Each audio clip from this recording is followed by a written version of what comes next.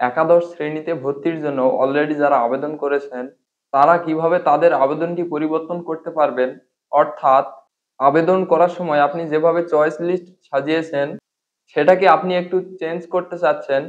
ধরেন কোনো কলেজকে আপনি প্রথম চয়েসে দিয়েছেন, আবার আপনি চাচ্ছেন ওই কলেজকে ডিলিট করতে, অথবা সর্বশেষ চয়েসে অথবা 2 থেকে 3 নাম্বার চয়েসে ওই কলেজকে দিতে চাচ্ছেন।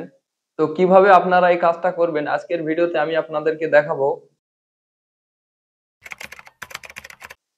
আর ভিডিওটি শুরু করার পূর্বে আপনাদের কাছে ছোট্ট একটি রিকোয়েস্ট, আপনারা যারা আমার চ্যানেলটি এখনো সাবস্ক্রাইব করেন নাই তারা সাবস্ক্রাইব করে পাশে থাকবেন। তো চলুন শুরু করা যাক।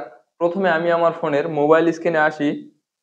মোবাইল স্ক্রিনে আসার পর আপনি কি করবেন, ক্রোম ব্রাউজারের মধ্যে প্রবেশ করবেন। ক্রোম ব্রাউজারে আসার পর এখানে সার্চ বারে আসে সার্চ করবেন এক্সআই ক্লাস অ্যাডমিশন gov.bd লিখে সার্চ করে দিবেন। দেওয়ার পরে দেখতে পারবেন এক্সআই ক্লাস অ্যাডমিশন সিস্টেম নামে উপরে এরকম একটা ওয়েবসাইট আসবে। তো এই ওয়েবসাইটের উপরে ক্লিক করে দিবেন। দেওয়ার পরে তো প্রথমে আপনারা কি করবেন, এখানে দেখতে পারবেন উপরে থ্রি ডটের উপরে ক্লিক করে দিবেন। দিয়ে নিচে স্ক্রল করে আসে দেখতে পারবেন ডেস্কটপ সাইট নামে একটা অপশন। তো এখানে যদি আপনাদের টিক মার্ক না দেওয়া থাকে তাহলে আপনারা এখানে টিক মার্ক দিয়ে দিবেন। দিলেই দেখতে পারবেন আপনাদের ফোনটা কম্পিউটার স্ক্রিনের মতো হয়ে গেছে। তারপরে আপনারা দেখতে পারবেন একাদশ শ্রেণীতে স্মার্ট ভর্তি সিস্টেম সেশন 2024-25, এখানে দেখতে পারবেন লগ ইন এবং সাইন আপ নামে একটা অপশন। তো আপনারা যারা আবেদন করেছেন, যখন আবেদন আপনারা করছিলেন তখন আপনাদেরকে একটা ইডু আইডি এবং একটা পাসওয়ার্ড দেওয়া হয়েছিল। তো আপনারা কি করবেন, ওই ইডু আইডি এবং পাসওয়ার্ড দিয়ে এখানে লগইন দিবেন। তো লগইন দেওয়ার জন্য আপনারা কি করবেন, প্রথমে এখানে লগইন এর উপরে ক্লিক করে দিবেন। দেওয়ার পরে এখানে দেখতে পারবেন ইডু আইডি এবং পাসওয়ার্ড। আপনি যখন আবেদন করছিলেন তখন আপনাদেরকে ইডু আইডি এবং পাসওয়ার্ড দেওয়া হয়েছিল। তো ওই ইডু আইডি এবং পাসওয়ার্ড এখানে দিয়ে দিবেন। তো আমি আমার ইডু আইডি এবং পাসওয়ার্ডটা এখানে দিয়ে দিচ্ছি। তো এখানে দেখতে পাচ্ছেন আমি আমার ইডু আইডি এবং পাসওয়ার্ড দিয়ে দিছি। তো আপনারাও দিয়ে দিবেন। দিয়ে দেওয়ার পর এখানে কি করবেন, লগইন নামে অপশনের উপরে ক্লিক করে দিবেন। দিলেই দেখতে পারবেন আপনি যে আবেদন করেছেন তার আবেদনকারীর এখানে নাম দেখাবে এবং এখানে দেখাবে ইওর স্ট্যাটাস অ্যাপ্লিকেশন সাবমিটেড। তো আপনারা কি করবেন, এখানে দেখতে পারবেন যে পেন নামে একটা আইকন, এর উপরে ক্লিক করে দিবেন। দেওয়ার পরে এখানে দেখতে পারবেন আবেদন ফি জমা দিন, আবেদন আপডেট করুন এবং আবেদন দেখুন। তো আপনারা প্রথমে কি করবেন, আবেদন দেখুন এর উপরে ক্লিক করে দিবেন।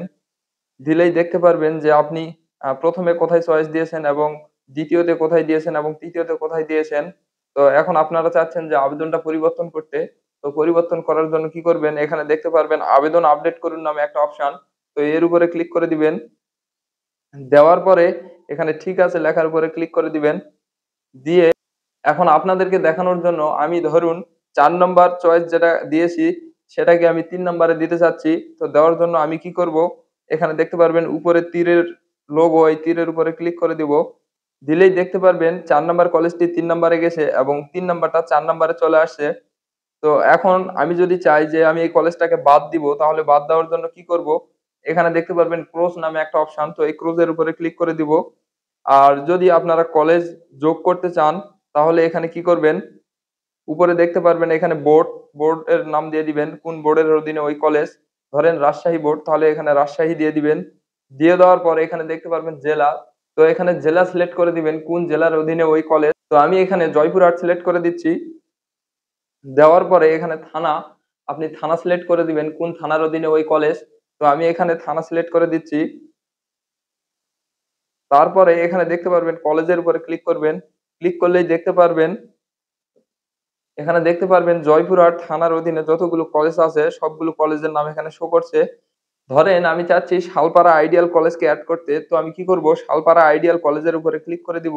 দেওয়ার পরে এখানে দেখতে পারবেন শালপাড়া আইডিয়াল কলেজে কতটি সিট এবং কোন কোন গ্রুপ থেকে আবেদন করা যাবে।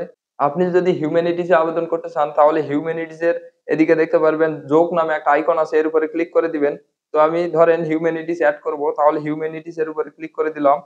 দিলেই দেখতে পারবেন ওই কলেজটা এখানে নিচে এড হয়ে গেছে। তো এড করার পর এখন আমি যদি আবেদন আপডেট করতে চাই তাহলে কি করব, এখানে আবেদন আপডেট করুন এর উপরে ক্লিক করে দিব। দিলেই দেখতে পারবেন পরবর্তী পেজে আপনাদের আবেদন আপডেট হয়ে যাবে এবং আপনারা যদি চান তাহলে ওখান থেকে পিডিএফ ফাইলটা ডাউনলোড করতে পারবেন। তো আমার যেহেতু কোনো প্রয়োজন নেই, কলেজ চেঞ্জ করব বা কোনো কিছু করব, আপনাদের দেখানোর জন্য আমি পুরো সিস্টেমটা ব্যাখ্যা করেছি। তো সবাই ভালো থাকবেন, সুস্থ থাকবেন। আসসালামু আলাইকুম।